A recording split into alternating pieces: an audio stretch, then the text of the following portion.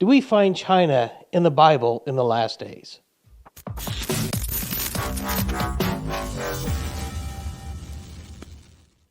Hello, welcome to GRN. Today we're going to talk about China and see if we can see what's going on around the world today in China and how that impacts the Bible and prophecy, and where do we exactly find China in prophecy?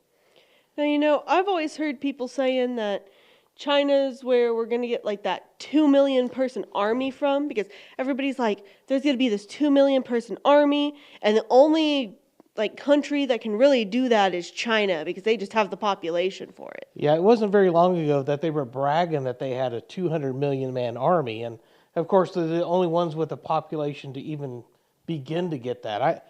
I think America's 150,000, and of course that's if we needed to get more, we could get more, but I think that's our normal military. Yeah, so that's where I've always heard it, is people saying that that's where China fits in, and that's how we'll find China. And I know Dr. Lindsted always says that Gog-Magog war, they're going to be involved. But And that's about my knowledge. that's possible. I know that they're not listed in the nations there, but that doesn't mean they couldn't be a part of it or backing something. We see such a friendship between Russia, Iran, and China right now. In fact, I think China is actually promoting that Iran should be okay to be a nuclear power. Yeah, so both China and Russia stepped in when Trump told Iran that they needed a nuclear deal.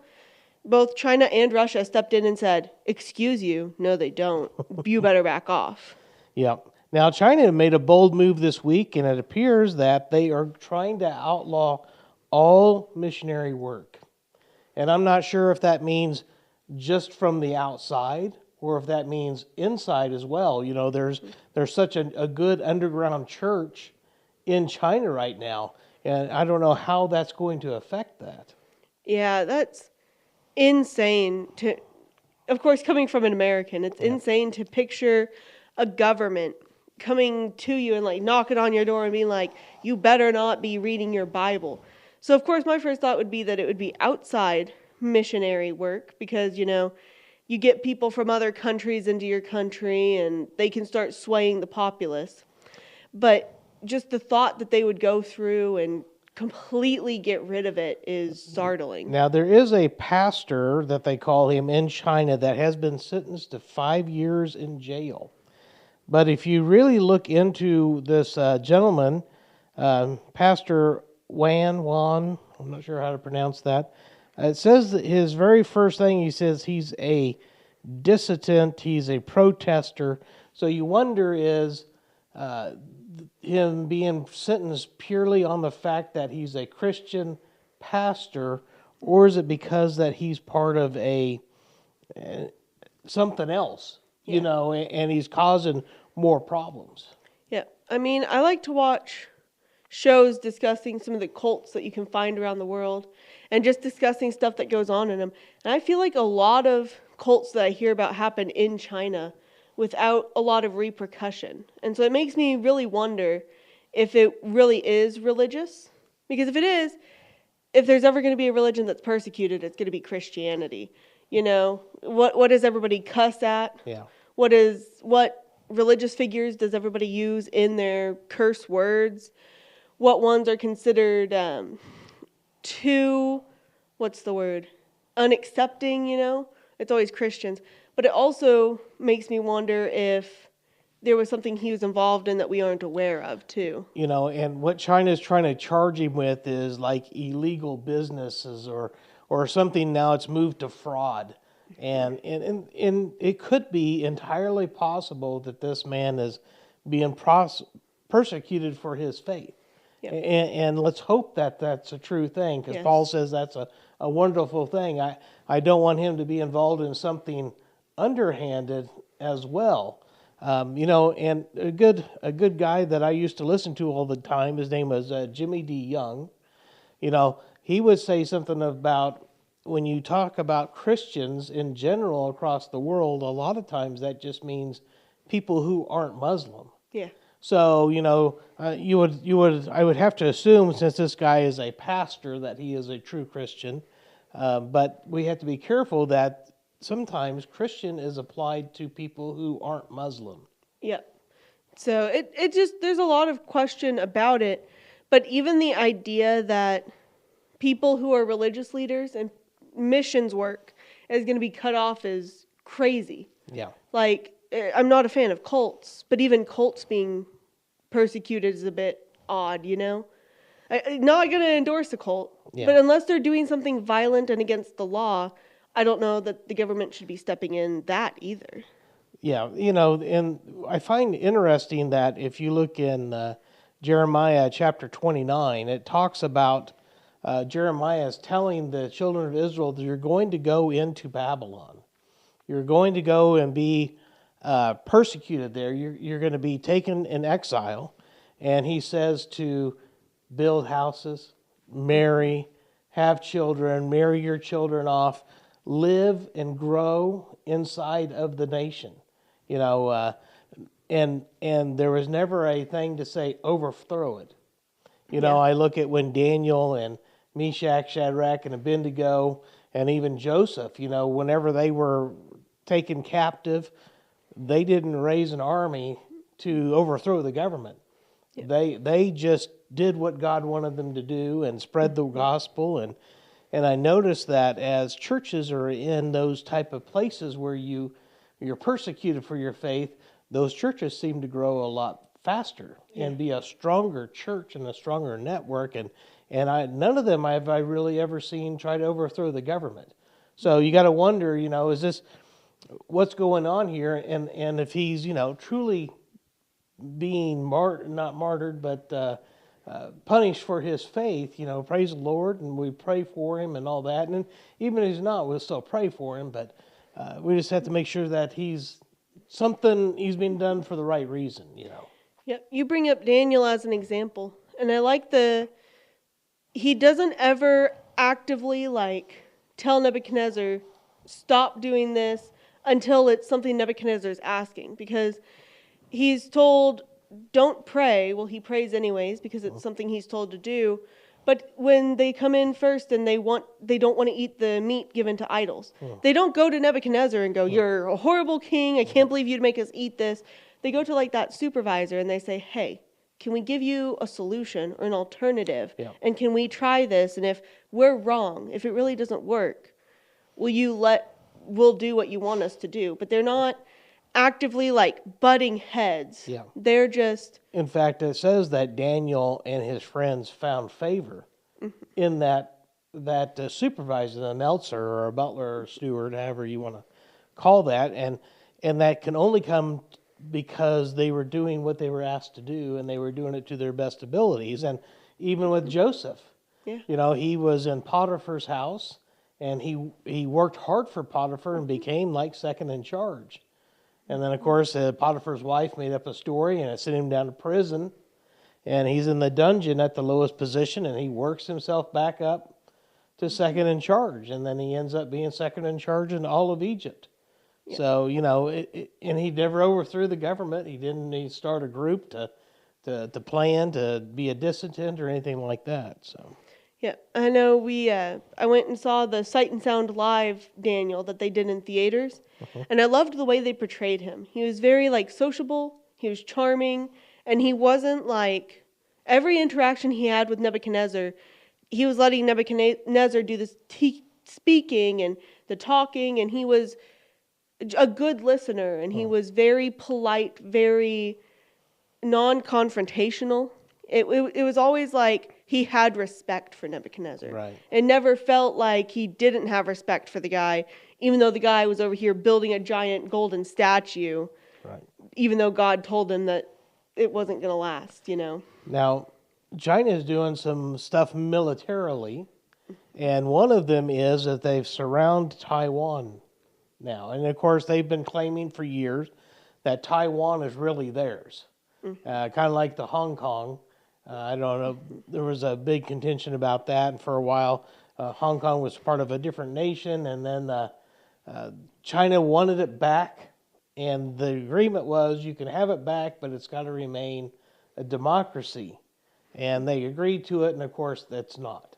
Yeah. But here they are trying trying to flex their muscle on Taiwan, and that's a very important place for America and the rest of the world. Taiwan does most of the computer chips, and I think semiconductors. I'm not 100% sure on that, but they have a lot of that. In fact, I think Trump announced, because we're putting in tariffs, which we'll be getting to here shortly. Since we're putting in tariffs, Taiwan is going to build a factory inside of the U.S. to manufacture these to avoid the tariff. Yep, I've heard a lot of car companies are doing that too. Yeah. But you're talking about Taiwan with their manufacturing. I know Uncle Rob covered this probably a month ago. There were some chips that the U.S. was producing that were really good for AI and for furthering that. And no, it couldn't have been a month ago. It was one that we later found out that Biden had refused to send to Israel. And that Israel was a leader in AI and all of this stuff until we didn't send them those chips, and China took the lead on it. And so it makes me wonder if taking in, I think it was DeepSeek or something like that, that rose up in China with those chips, it makes me wonder if this is a bid for more power in that department, since they're now heading that department because of the blunder. Yeah, and so, China is a big player all around the globe. I mean, they're involved there with Russia and Iran, threatening to take over Taiwan. I don't know how many times they've buzzed them with their aircraft, just to kind of send a message that we're still here, and especially when Biden was in office. Yeah. Now that Trump's been in there, this is the most brazen China's been about this since Trump's been in office. Yep, I definitely think Trump's a deterrent. Yeah.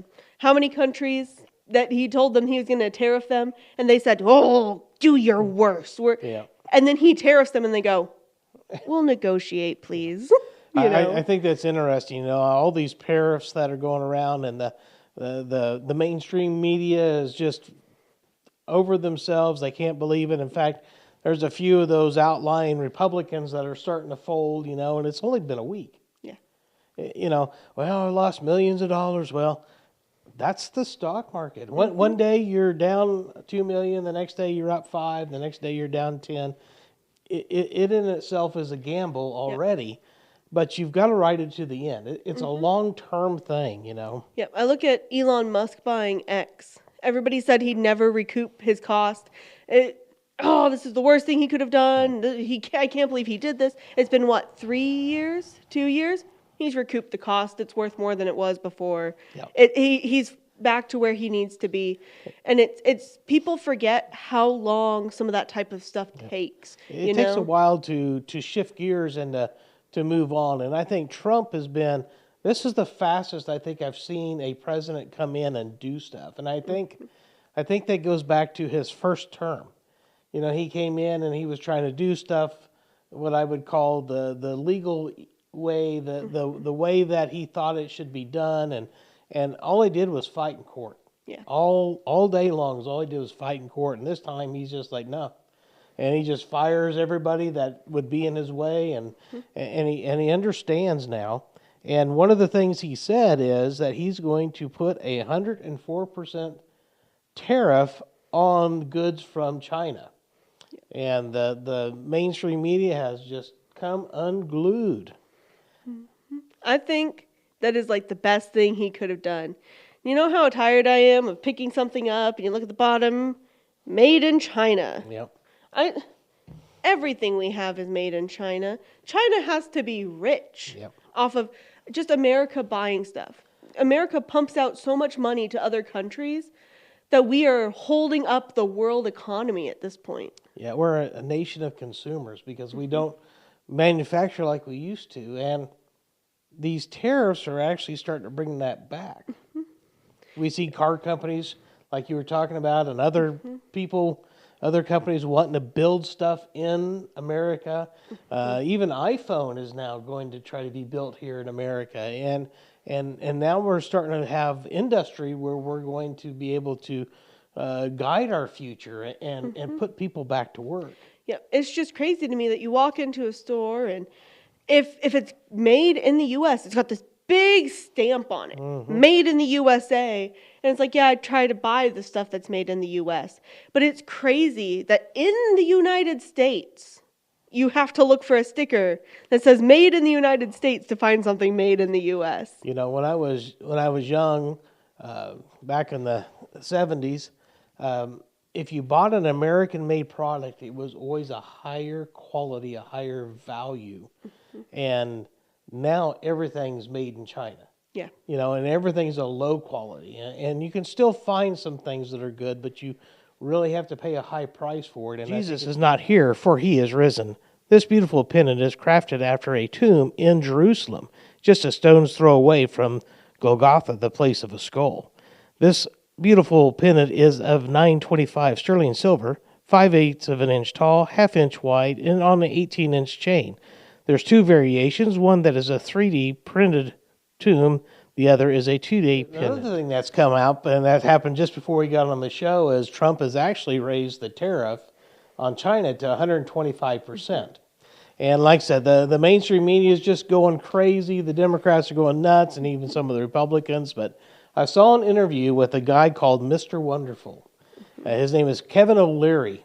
He's a very, very rich person. He's part of a show called Shark Tank, where you bring your idea and then they'll invest in it or something if they think it's a good idea and help you get it off the ground and going. And I always thought if I had a business and brought it there, Mr. Wonderful's the guy I'd want backing me because he is a smart, smart man. And he said, you know, and this is to one of the CNN girls, you know, and she's talking about how horrible the tariffs are. And he says, you know, if I was in charge, I would put a 400% tariff on China. He says they're terrible, terrible liars. They steal all of my stuff.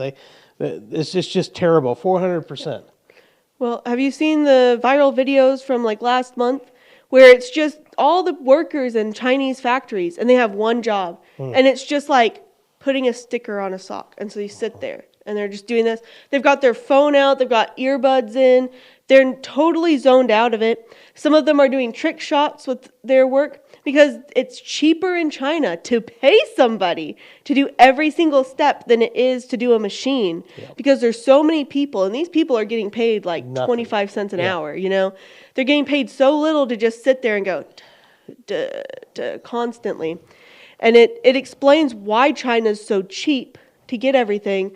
But also, you look at these people doing all this stuff at the assembly lines, it also explains why it's such poor quality, too. Yeah. They're going as cheap as they possibly can to output as much as they possibly can. And we're totally buying into it. Yeah, all we see is a price tag. We don't look at quality. We don't look at anything else. I know when we went to Myanmar, there was a problem, an issue there also with staff. You know, every place you go, there would be, when you go to a restaurant, and there was as many waiters as there was people in the restaurant to eat. And it's because people are worth so less. Yeah. And when those people do work and they send it over here and we buy it, their government makes money. Yeah. And the people that do it don't. They're still paid way far down here. So by raising that up, now you're making it so those companies have to start doing something different. Yep. Because now they're going to have to start competing with our wages, you know, and in America you can't do anything for less than, you know, $20 an hour anymore. And so it really makes a big difference. Yeah, it drives me crazy to see people, they're like, oh, you can't use monkeys to get coconuts because that's animal abuse. And, oh, you should be making sure you know where your chocolate's coming from because they're using slaves to get chocolate. Are we going to ignore the fact that China's paying people 25 cents an hour instead of a machine? Yeah. That China's living wage is so small, or minimum wage is so small, not their living wage. We choose to willfully ignore stuff that's not going to benefit us because we'd rather pay $10 for shoes than $50 for nice shoes. Yeah. Which, not that we're all able to at the moment with the way the economy is kind of lopsided, but. So the big question we normally get is, you know, where can we find this in the Bible? Where is this at in the Bible? And so a couple of scriptures I have here. One of them is one that people have liked to say this is China. And it talks about the 200 million man army, and that is in Revelation 9. Revelation 9, 13, it talks about the sixth angel with the trumpet, blowing a trumpet, and then it talks about the four angels out of the Euphrates River. And it comes up, and then it talks about this 200,000 army. And this is where a lot of people like to put in there that this is talking about China, the army from the east. Well, when you read through here, there's nothing in here that talks about where this army comes from. But it does talk about this army. And it says, I saw the number of the army of the horsemen were 200,000, and I heard the number of them. And so that's where we get the 200 million is the 200,000. And one of the other things that this says is army of horsemen. Now, it's interesting to me that throughout the book of Revelation, there are some obvious things that sound like machinery. So right before this, or something demonic. Right before this, it talks about the fifth angel, and then all these locusts come out. And these locusts have the ability to breathe fire, to sting and not kill, and all this stuff. And then we've got this next one, and here's these horsemen. And people say, well, you know, John really didn't know how to call these things because, you know, it was back in his time. How would he have explained an aircraft to you? He might have called it a locust or whatever. But one of the things I find interesting is that at the Battle of Armageddon, it says the blood will be so deep. When Jesus comes back and he strikes everybody down with a word and kills everybody, it says that the blood will be up to the bridle of a horse. Now, there's also contention about what that means, but I think that means the bridle that goes in the mouth, a double bridle goes in the mouth. So the blood is going to be 4 foot, 5 foot deep in that valley. And it's interesting that he used a horse to describe that. Now, why would he use a horse to say that? Why wouldn't he say it to the man's chest? Why wouldn't he have compared it to something else? My thought is, with all the destruction and death that's going on during Revelation, I think that we're not going to have electricity. I think there's a possibility that all of the stuff that happens would have the properties of an EMP, and everybody might be back on horseback.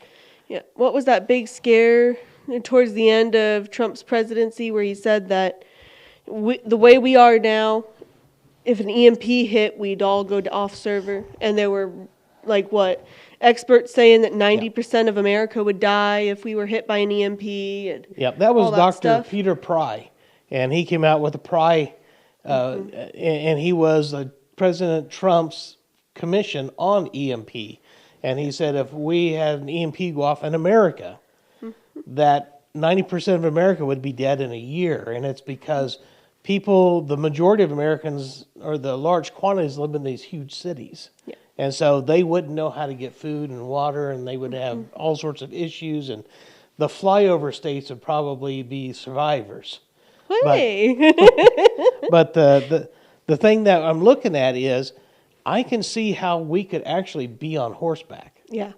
If an EMP goes off and all the devastation, the earthquakes, the stars falling to the ground, all the crazy stuff that's going on, I bet you it's going to be hard to find power. Yeah. You know, and so being on horseback, I don't think is going to be an unusual thing. But this is what it says about these people on horseback. It says, I saw the horses in the vision, and them set on them having breastplates of fire. Well, that's a little bit, John would know what a breastplate was, and he knows what fire is. And for him to say that, I think he meant they have a breastplate of fire, and of brimstone and jacklet. And the heads of the horses were heads of lions. So he's not making up, he can't be making this up. He knows what a lion is, he knows what a horse is. And out of their mouths issued fire, smoke, and brimstone. And these three was the third part of man killed by fire, by smoke, by brimstone, which issued out of their mouths, for the power of their mouth, and in their tails, and their tails are like serpents, and their heads with them they do hurt. And it's talking about these as plagues, literally 3 plagues. So I think this is all supernatural. Yep. I don't think this is the army out of the east. It never mentions the east. It doesn't mention any of that stuff. And it gives us, if you want to say it's allegory type things, it could be, but it also could be real life things that he's describing. Yep, which I also question, if it was China, why would he say fire and brimstone and smoke as though they're unique? Because we might say that that's nukes and gas and chemical Yeah. warfare, but would that really be unique to China? Yeah, not necessarily so. But I do find a place where I think we can find China in the book of Revelation. If we go to Revelation chapter 16 and go to verse 12, and here is the 6 vials. So remember, you have the 7 seals, and inside of the 7th seal, we have the 7 trumpets. And inside the 7th trumpet, we have the vials and the woes. And all that is still under the 7th seal. So the 7th seal is to the end of the tribulation. And as we get through these, we are getting super fast to the very end. And so I think a lot of these vials are going to just happen in the last 5 or 6 months of time, right? Yeah. But it says in verse 12, and the 6th angel poured out his vial upon the great river Euphrates, and the water thereof was dried up, that the way of the kings of the east might be prepared. So here we have the great Euphrates River being dried up so that the kings of the east can travel to Armageddon. If we keep reading in here, we'll see that the beast and the dragon and the false prophet have their minions that come out and lead everybody to this last battle to fight Jesus at Armageddon. So here, for sure, we can see the kings of the east, which I would say would be Asia. That those people would be coming across to fight in the last war. And for those that want to know is United States in the Bible, guess what? They're part of that last war too, where Jesus comes back and with one word wipes out the entire army against him. Yep. So while we can see that China's in the Bible, it's not where everybody thinks. And we do see cases where we can line up what's going on with China, such as EMPs and everything.